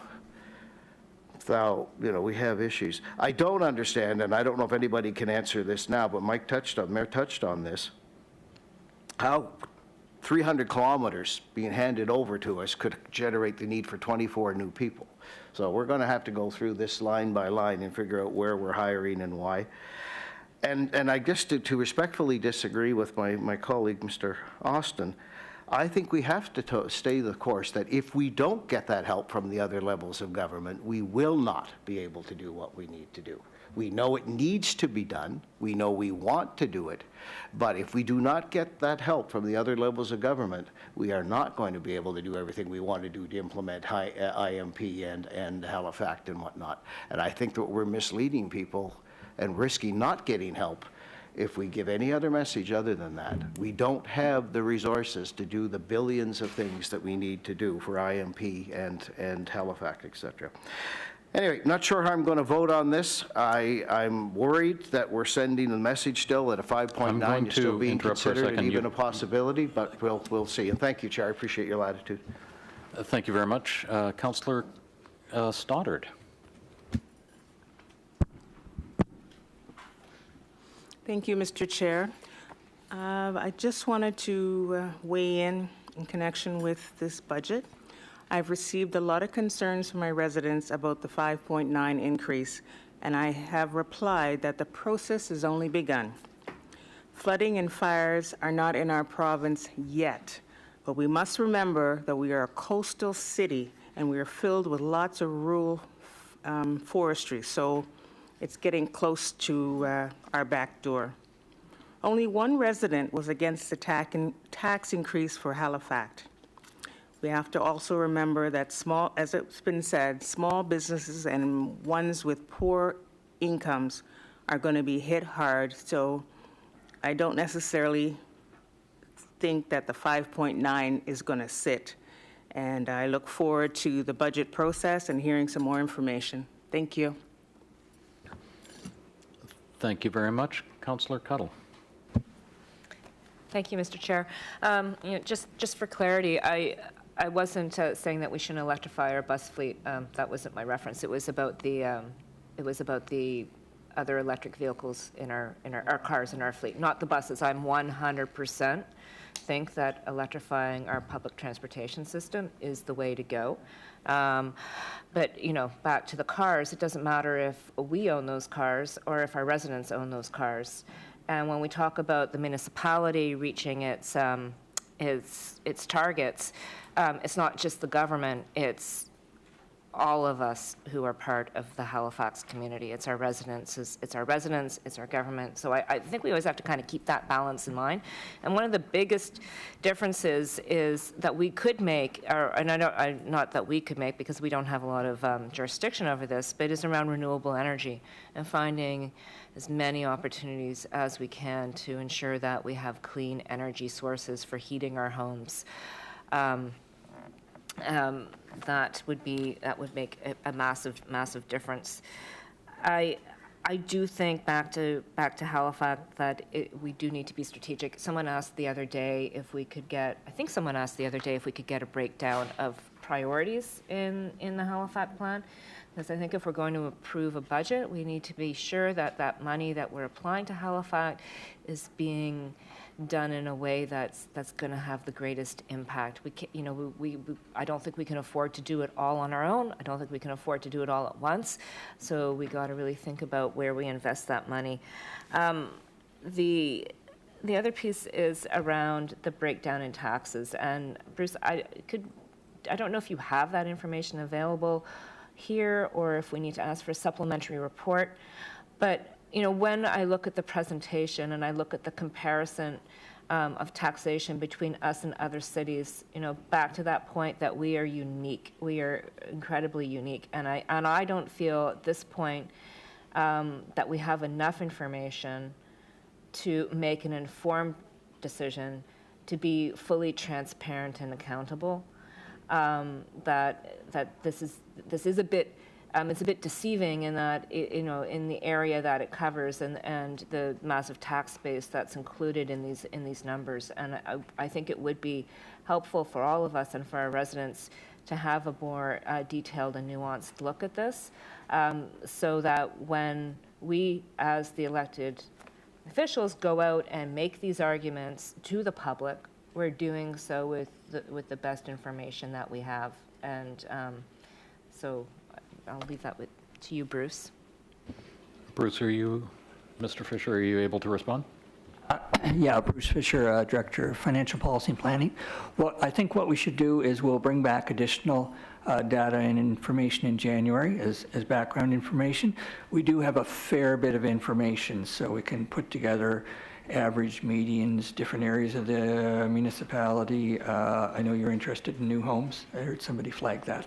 So we'll bring back those and other key things that we think would be useful for council to take a look at. So happy to put that in the package. Right, thank you. Thank you very much. Councillor Daigle-Gammon. Thank you, Mr. Chair. Just for clarification, when I spoke before, I don't think I used the language rural and urban. I think my language was within service boundaries and outside of service boundaries, because I think that that's an important distinction to make, that we have very unique experiences in urban, suburban, and rural, and the service boundaries, especially in the suburban area, that's a distinction that I think needs to be made. So thank you very much. Thank you very much. Deputy Mayor. Thank you so much. So I do just have a couple of comments, and thank you, Councillor Daigle-Gammon, for pointing that out, because the service boundary is it is that divider, absolutely. For those folks who have the piped water, have access to the transit, or for those who are lucky to have access to the gray water pipes, the sewage pipes and stormwater pipes. But my question for staff is around the kind of the risk mitigation when it comes to the unintended consequences that this could potentially cause for our small business owners who are property investors. And knowing that we have, a rent cap, and what does that mean if these small property owners are then, getting an increase in property tax as well as increase in construction costs, cannot increase the rent. So I'm just wondering if we've looked in this way from an unintended consequences perspective to see how are we going, do we understand the impact to the rental market for those small property investors? And I'm not even sure if we have a list of how many small business owners we have that are property investors. Maybe if you could speak to that, please. Thank you.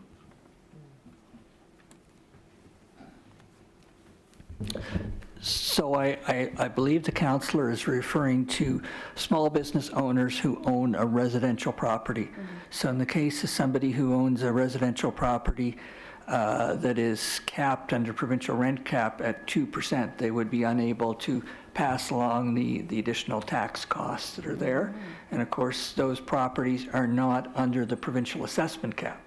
So their values can go up much greater than a home can. Mm-hmm. So then that does cause them some risk. We don't have any specific estimates on what that will do because we don't know their specific income and cost structures. So we're kind of limited in being able to comment on the impact. We can take a look at it. I'm not sure how much more we could bring back in terms of detail. Okay, thank you. I am just concerned about what that could potentially do to the housing crisis that we're already in. Thank you. Thank you very much. Councillor Cleary. Thank you, Mr. Chair. Councillor Cuttle, when she clarified her comments around electric vehicles, I think it's an interesting thing to look at. And one of the things that we should do in looking at the fleet that we want to buy new EVs for is look at their usage. So 2016 census data indicated across Canada, average commute was 8.7 kilometers. So let's say you're doing both ways 16, 17 kilometers. Halifax, because of our geography and our density, it's probably somewhat below the national average. But if we have, inspectors that are going to job sites and they're doing 10, 15, 20 job sites a day to look at those things, they're 5, 10 kilometers in between each site, they're putting on 50, 100 kilometers a day. And so it does matter, actually, when you look at what vehicles are being replaced. If a consumer buys a new EV and they're only driving 16 kilometers a day, and you have a fleet vehicle driven 50 or 100 kilometers a day, that's a lot more greenhouse gas emissions that are not going into the atmosphere because the municipality has it, and it's being driven by us. And so it's not an apples to apples. And I think when we're going through this process, or staff is going through this process and looking at implementation of Halifax, is looking at our fleet, and I'm sure you're already doing this, and saying, where do we get, because of supply chain issues, there is a limited supply. And if we're in competition with regular consumers for certain kinds of fleet vehicles, we need to be trying to get ahead of them if that's a vehicle that's used all day long, every day, by someone that could potentially take many tons of greenhouse gases out of the atmosphere because they're no longer driving an internal combustion engine, versus a consumer who's only driving a limited amount of time, go to work, park it, charge it up, go home, charge it up. And so I think those kind of things need to be considered when we're prioritizing our purchases through this process. Does that mean we buy fewer than maybe we anticipated over the next couple of years because of supply chain issues? Maybe. But I think that's an important point that Councillor Cuttle brought up, is doing that kind of cost benefit. And for the not just for us as an organization, as a corporation, but looking to the environment. Where is it best for us to get those vehicles, and how many greenhouse gas emissions are getting there? Because don't forget, Halifax is not just about what we do. It's not about our buildings. I mean, it is about our buildings. It is about our fleet. But it's also about community emissions. And part of Halifax is using things like transportation planning, land use planning, to help the community reduce its greenhouse gas emissions so we all meet our target. So anyway, that's a really good point. So thanks for that. Thank you, Mr. Chair. Thank you very much. Councillor Mason. Thank you, Mr. Chair. So I think I just want to close my part of it, because we seem to be winding down, to talk about, I think we all need to go back and have a reread of Halifax. I think that's an important piece. The concluding page of Halifax says that the level of effort and timelines for this plan are ambitious and unprecedented. Halifax will mobilize its resources to support the implementation of the actions of Halifax 2050, allocating responsibilities across the organization, and in many cases coordinating with partner organizations and other levels of government. In the next 5 years, Halifax will focus on 7 priority actions to enable Halifax to remain within a low carbon pathway. These actions are retrofitting and renewing renewable energy programming, retrofit municipal buildings to net zero ready and climate resilience, electrification of transportation, net zero standards for new buildings, framework for assessing and protecting critical infrastructure, capacity building and climate adaptation, and financial strategy for operationalizing Halifax 2050 plan over 30 years. So a very small part of that is electric buses. Like, most of that applies to all of us. And a big part of that is going to be staffing up and having the resources, and potentially, as the charter gets changed, having grants to support low-income people who are struggling to make the conversion to electric cars and all the things we talked about during the EV car charging. So retrofitting and renewable energy program applies to everybody. No matter where they live, no matter what their income. The net zero standards for new buildings, everybody benefits. The framework for assessing and protecting critical infrastructure, that's the road washouts in Cape Breton we were talking about, and that kind of stuff, and building toward that, and capacity building for climate adaptation. The expense is coming, right? Like, our choice is, are we going to try to plan for and make investments now before the road washes out, or do we only want to spend the money when we're rebuilding the road after it washes out? So I think it's prudent for us to make the investments now. The other piece of Halifax we need to talk about is that many of these investments save us money in the long run. And I would ask staff, I would implore staff at this point, I think it's important to come back and show, yes, it's going to cost us much money to get to net zero energy ready retrofits, here's how small our energy cost will be when that's done and how that will affect the operating budget. I remember when I worked at NSCC, the new building, Ivany campus, was the first LEED's Gold building. And it's heated from the steam plant it shares at the hospital, and they had a graph of all of the per square foot heating cost of every single building in the NSCC system, and all of them were like on the chart like this, and then the new giant building was negligible, almost nothing, because it's built to these standards. So that's where we're headed. The cost will be lower. So I think we need to see that data. But this has been a great debate, and I thank you all for putting up with my rants. Thank you, Mr. Chair. Thank you, Councillor Mason. Mayor Savage. Thank you, Chair Russell. So I'm not going to speak to the content of the budget. I just want to say a word. I meant to say this before about the process. You know, the provincial and federal governments spend months putting their budgets together as well. They look at options. They come in and they say, are we going to raise taxes by this amount or that amount? Are we going to add this to the debt? How are we going to leverage our financing? The difference is we do ours in public. So that is a good thing. Now, it puts more pressure on council. You know, it means that people are watching it as it's being made. But it also means that it is transparent and open. We hear from the public. Everybody has an opportunity when we have a budget meeting to come speak to it. That's a good thing. Let's not turn that into a bad thing. That's how we do it here in municipal politics in Halifax, is we do it in the open. Staff have done their work. We now start doing our work, and we will come up with a solution. And the respect that people have showed to each other in spite of different points of view so far, I'm sure will continue. But that's how we do it, in public, in the glare of the spotlight, and let's make sure that that's a positive, and let's not turn that into a negative. Thank you, Chair. Thank you very much. I'm going to speak to this as well, so I'm going to ask Councillor Daigle-Gammon to assume the chair for a minute.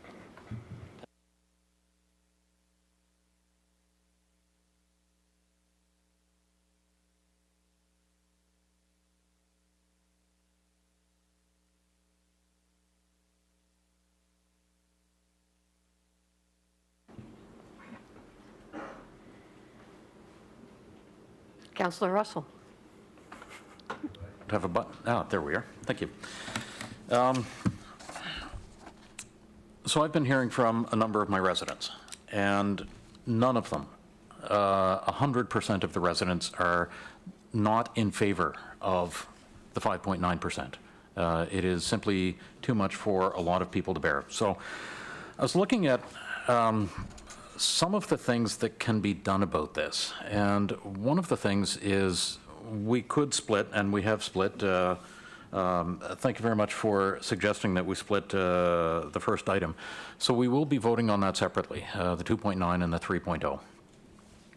One of the things that we can do as council is ask for the budget to come back with a 2.9% increase, and staff can still come back with all of the Halifax changes as overs and unders. They're going to be all overs, and they're going to say, these are the things that we would like to see, and these are, this is the priority, and we will get to choose what the items get added or get added to the list. So we will be able to set the priority of what happens when we're going to proceed with the budget. At this point, all we're doing is setting the budget envelope that staff is going to come back with. It is not going to be what the final determination is, and there will be a very brief presentation on this in just a couple of minutes. I'm just reminding us of what the timelines are. There are a number of things that I've got concerns about. The 300 lane kilometers come with 24 extra staff positions, and I have no idea what those staff positions do. So I'd like to get some clarity on those 24 positions. Are they just while we're refitting, or are they permanently attached to those 300 lane kilometers? I don't think either of those. What I would like to see us do as council is vote for the 2.9%. That's certainly how I'll be voting. And then let staff come back with the overs and unders that say, if you want weekly blue bags, here's this. If you want a green fleet, here's this. And it's going to cost a certain amount, and we're going to vote for it on a line-by-line basis. The other thing I want to make sure of, and this was, I wasn't sure of this when when we were talking about it on Tuesday, is that 3% going to cover an entire electric vehicle, or is it going to cover the difference between a diesel vehicle and an electric vehicle? Frankly, I'd like to see it just cover the difference between the diesel vehicle, the $60,000, and the electric vehicle, the $70,000. So that 3% would only cover that $10,000. That's where I'd like to see us go with this. And anyway, I await the vote, and I look forward to any further discussion and feedback. Thank you.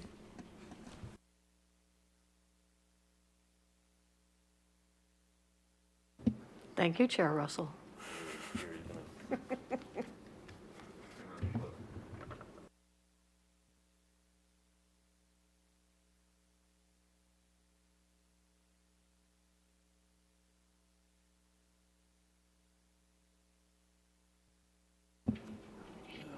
Thank you very much. Councillor Cleary. Thank you, Mr. Chair. I wasn't going to speak again, but after you spoke, so in terms of, talking to my colleagues about this first motion and splitting it between an increase, don't look at the numbers, because the numbers don't mean anything. We're not setting the rates till much later. But just this first part about having some sort of increase to the general rate and then adding this new climate action tax. I think it's important to add the climate action tax, regardless of what the percent ends up being, because it provides transparency. Like if we're telling residents, and we have this for other kinds of taxes, when you look at your tax bill, and especially, if you live in a rural area and there's still local improvement charges and you're paying for a new sidewalk or a park or whatever, and that gets included, that amount is going to these things in your community that do this stuff. And I think where we're entering into this new phase over the next couple of decades of how do we deal with climate change, how do we mitigate it, and how do we adapt to it, that amount, no matter what it is, ends up going to the residents transparently and saying, here's your contribution to this effort we're all working towards. And I think if we vote against this now, sure, we can still pay for the Halifax stuff. We'll just have a general rate increase that's bigger than just the operational stuff to pay for that extra stuff.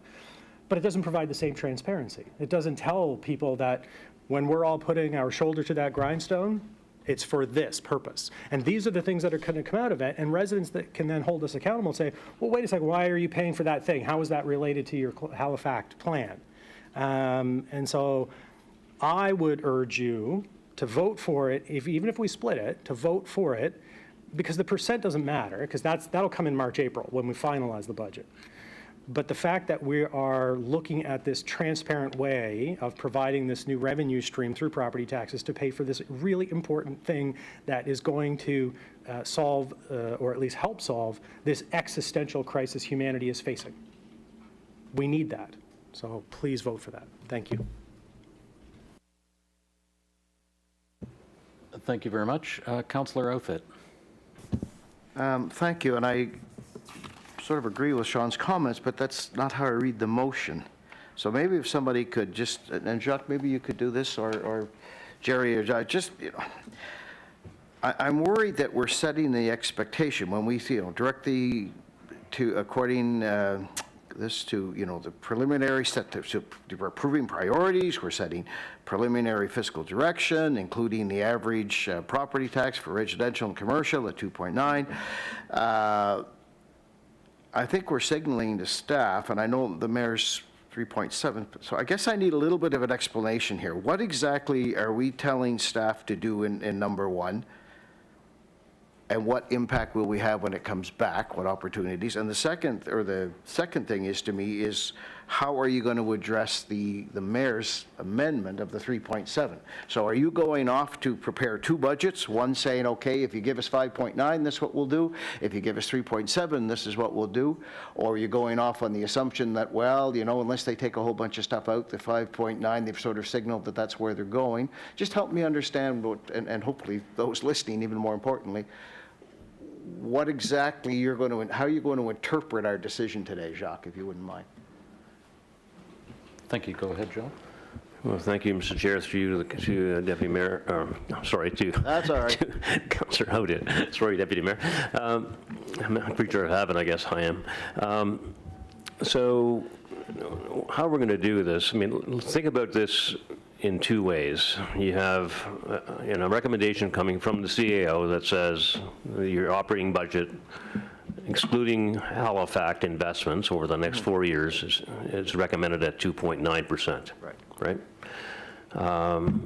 And then we're recommending to you that you set a special tax rate for climate action or sustainability, climate sustainability, at 3%, which funds the first 4 years of Halifax. And we told you the other day what that didn't include as well, right? So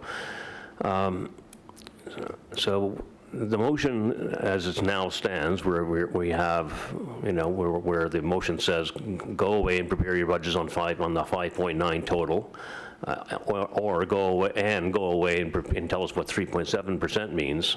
We'll come back to you and tell you how to get to 3.7%, right? We'll say, more debt. We'll probably say, there may be some more use of reserves, potentially. I don't know that yet. We have to take a look at it, right?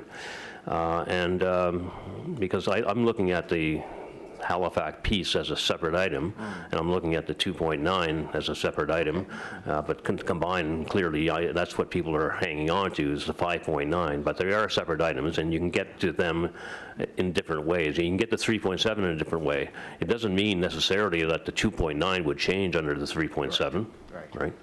But if you did simple math, I'm not going to sit here and tell you that I could give you a plan that does Halifax at 3%, at a 3% increase, which only leaves 0.7% for the operating side. You can't do it, right? That's simply impossible to actually achieve that without some other kinds of influences, like federal, provincial dollars, like using more reserves, so it's we'll give you a solution. We'll have a supplementary sheet that says, I said the other day, the motion that the mayor is put on the floor will cause us to do a supplementary sheet that it will be an under document that'll lay out for you exactly how we can get to the 3.7, right? But also trying to preserve investments around Halifax, right? Because I think, as was well explained here today by most of you, that Halifax is sort of a given. It's table stakes, right? We need to make sure that we do something on Halifax, if we don't start now, we're going to be in serious trouble later on, right? So that's how I interpret that. And I don't know if Jerry has any further comments. Thank you. I appreciate it. Go ahead, Mr. Black. Thank you. Thank you, Jacques, and thank you, Mr. Chair. Jerry Blackwood, Chief Financial Officer.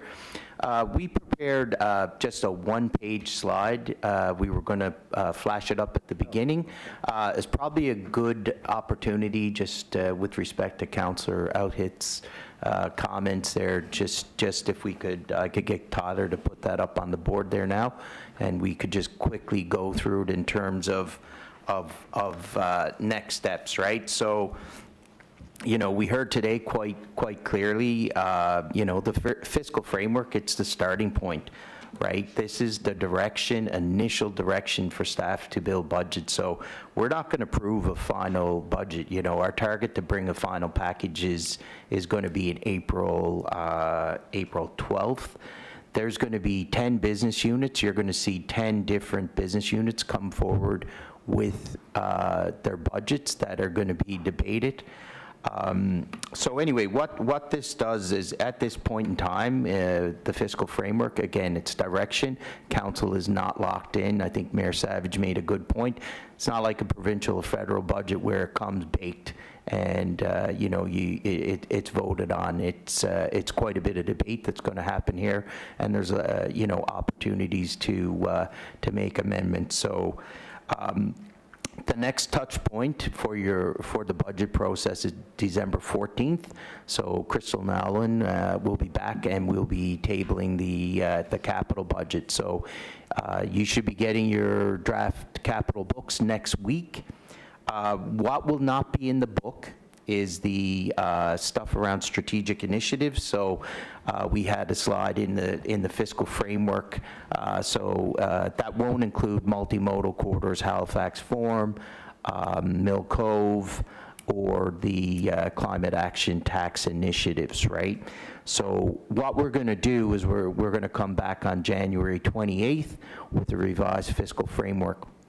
At that point in time, we will have the assessment role will be in.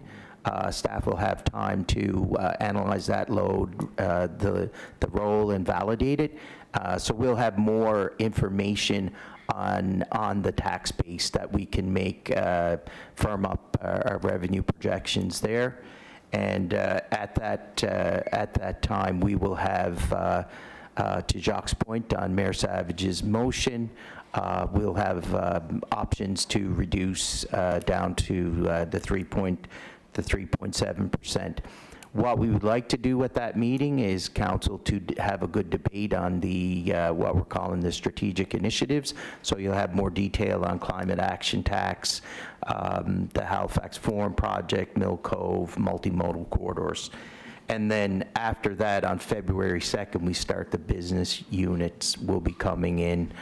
First up will be us, finance, and those will proceed through to March 4th. And as you know, most of you know, through those business unit presentations, there will be opportunities to discuss overs and unders and make motions, ask for additional information.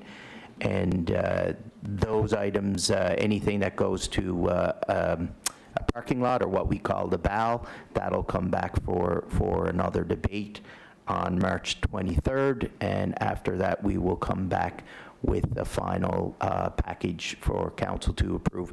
That is when council will set the rate, will be like April 12th. That'll be final debate and setting of the rate. So lots of time in between there. I know I've rehashed a lot of stuff that's already been said, but there's a long road ahead and quite a bit of work. And Bruce, I don't know if you have anything to add to that. Yeah, I was going to add that there's actually a lot of options here to deal with the taxation level to move it. There are consequences to those options. So our plan is to kind of show you those options to get the rate down, but also to show you the consequences of those options, whether it be debt reserves or budget reductions, those sorts of things. So we're a long way from finished on this, and there's a number of off-ramps, so you can change your mind or move in different directions. Thank you very much for that discussion and that reminder about the timeline. I appreciate it. Councillor Hensby. Thank you much, Mr. Chairman. Just in regards to the mayor's amendment that's been added to this, I want to know if staff need a direction of how to break that 3.7. Is it 1.7 for operational and 2% for the Halifax climate tax, or is that fluidity is going to be with staff to determine what the balance of the 3.7 will be?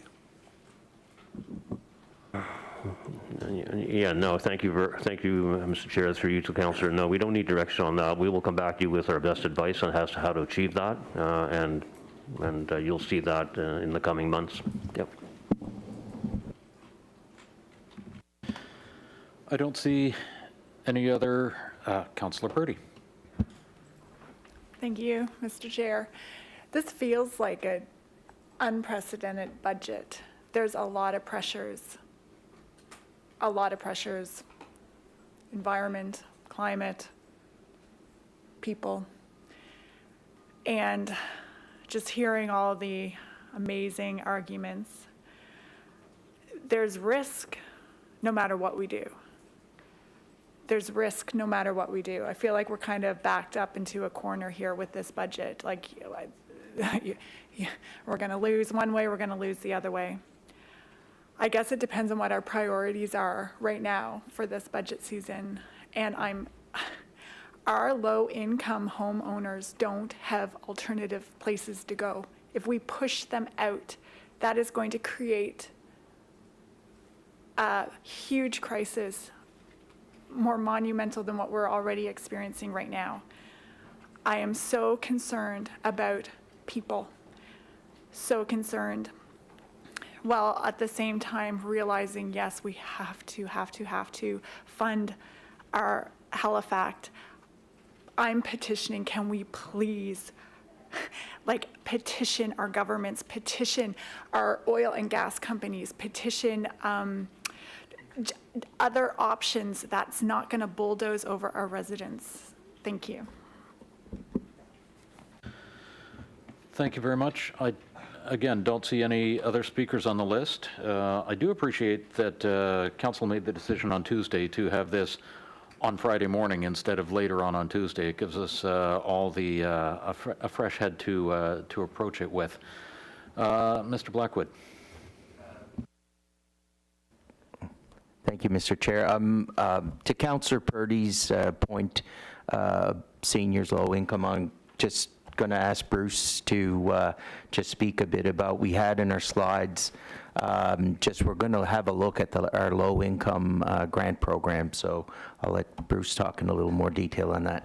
Yeah, so individuals who own a home and are low income, household families below, I think it's 35,000 on the slide, can get tax relief.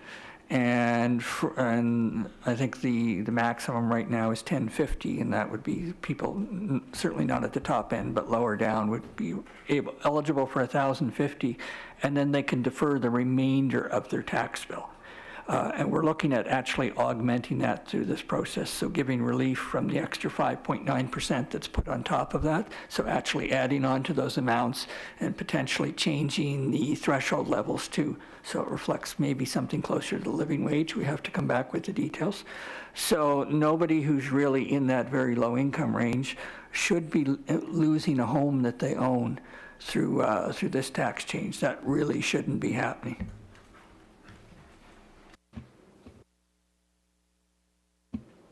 Deputy Mayor.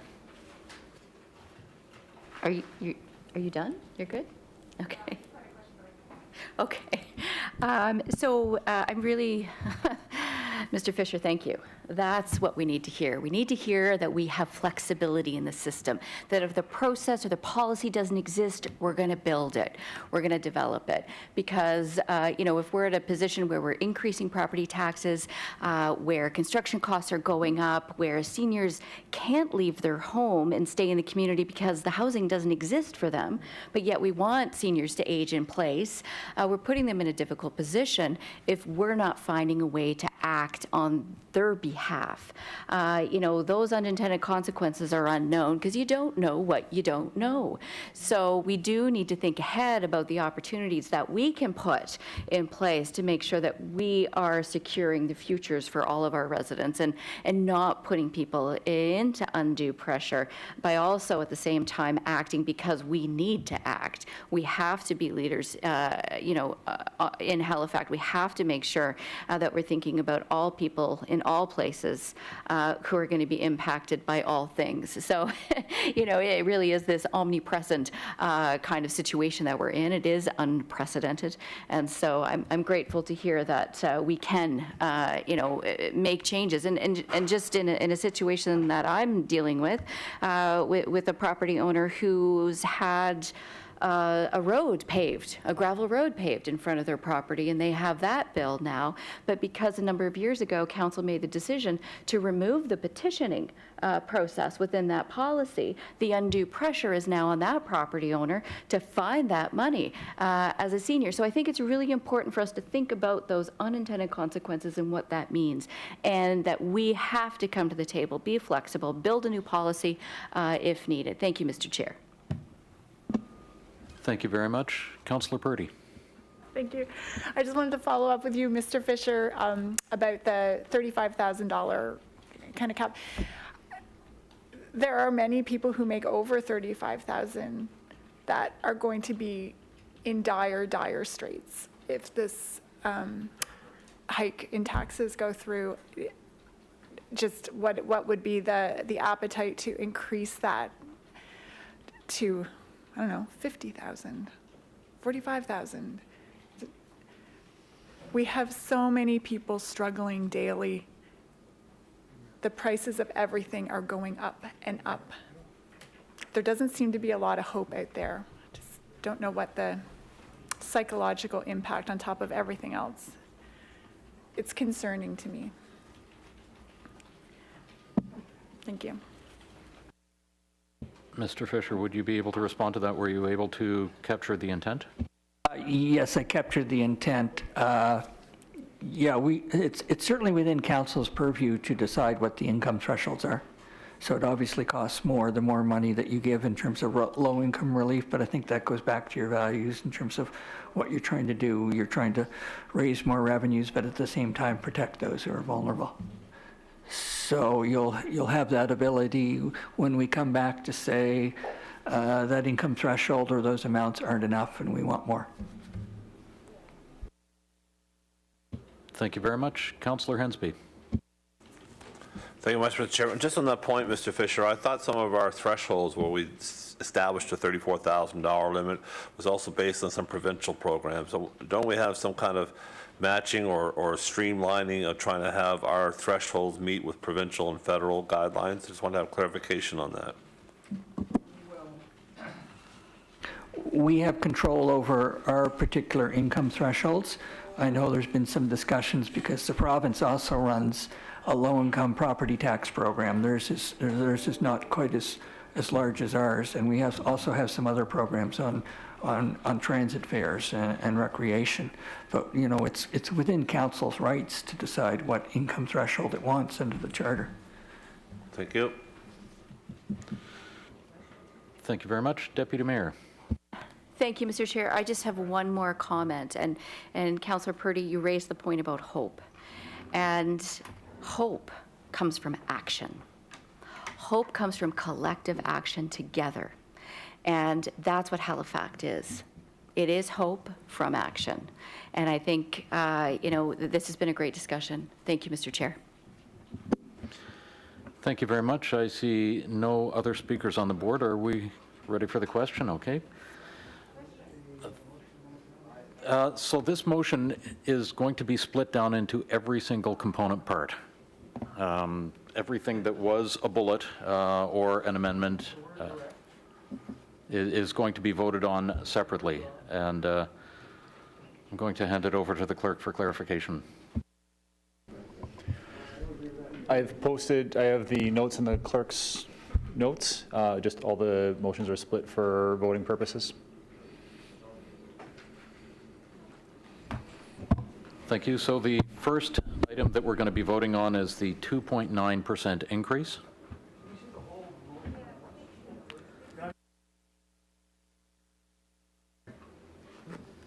You should be able to see the whole motion on your screen now. We're doing 1A first.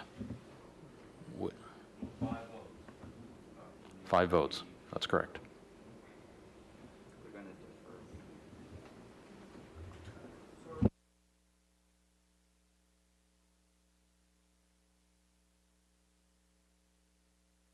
Councillor Mancini, go ahead. So I'm trying to understand, if we are voting separately on all these points, what's the impact of one of these, 2 of these, 3 of these not passing today? I'm not clear on what that impact is. How does that affect our process? Mr. Traves.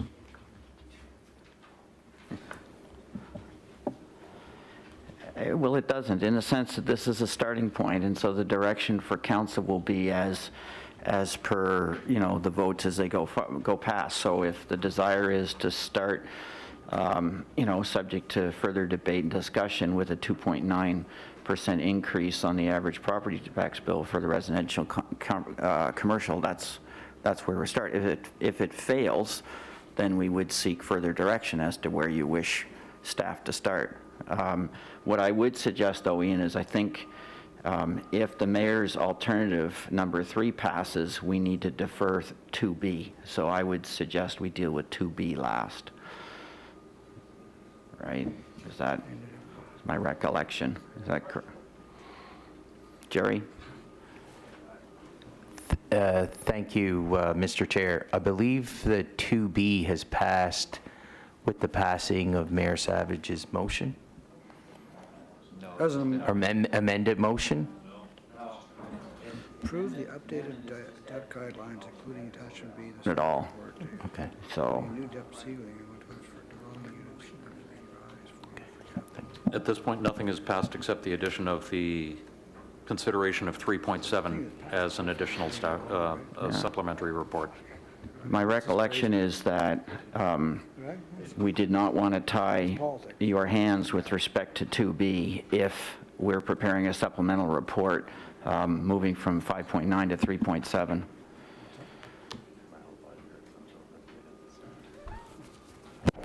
Councillor Mancini, does that make sense? No, but let's go forward anyway. It's confusing, right? I mean, It is a challenge. you know, What we have is a, pulling something out of this, we might just pass the whole darn thing, really, so.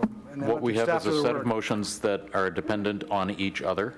And so let's do the 2 votes for item 1 first, and then the vote for item 3, and then the vote for the 2 items of item 2. The question has been called again. And so this first vote is on the 2.9% increase. Shortly.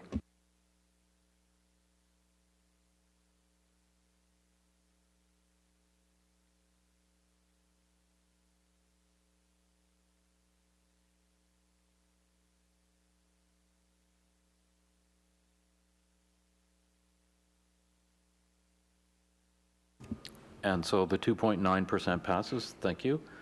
The next vote is on the additional 3% for the climate action tax.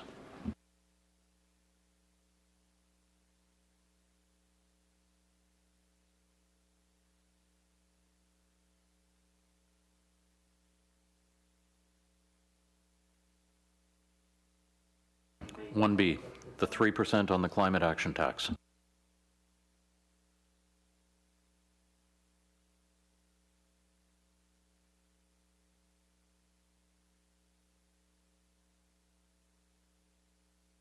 And so that motion passes.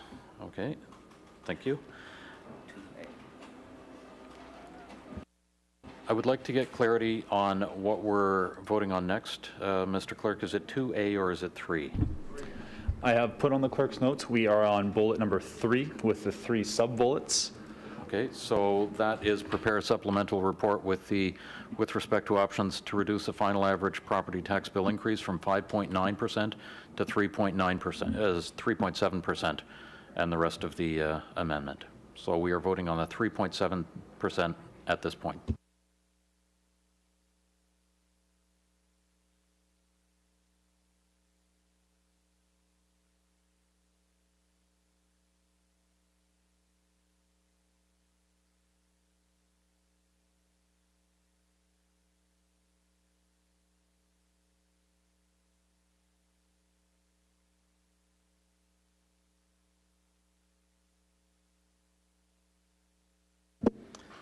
Thank you, and that motion passes.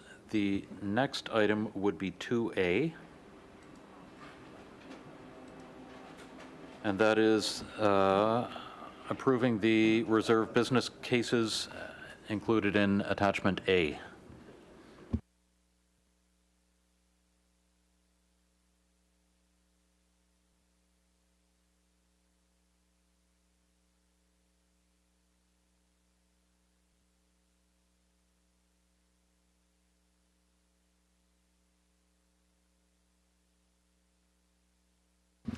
And that motion passes. The final vote, staff is asking for that to be deferred pending the completion of the supplemental report that we've already voted on related to the 3.7%.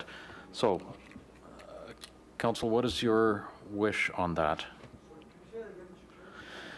The final motion is about the debt ceiling, increasing the debt or setting the debt ceiling at $1,200. And the request from staff is to defer that vote until we have the supplemental report on the 3.7% back. Move to defer from Councillor Cleary, seconded from Councillor Kent. All in favor of that? And that passes. All opposed, say nay. Great. Thank you. Do we need to do it on the machine? Okay, so we'll do it on the machine to defer the vote of the $1,200 debt cap. Thank you.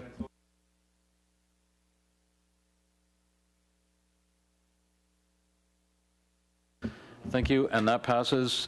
We have passed that entire, we have passed every option there.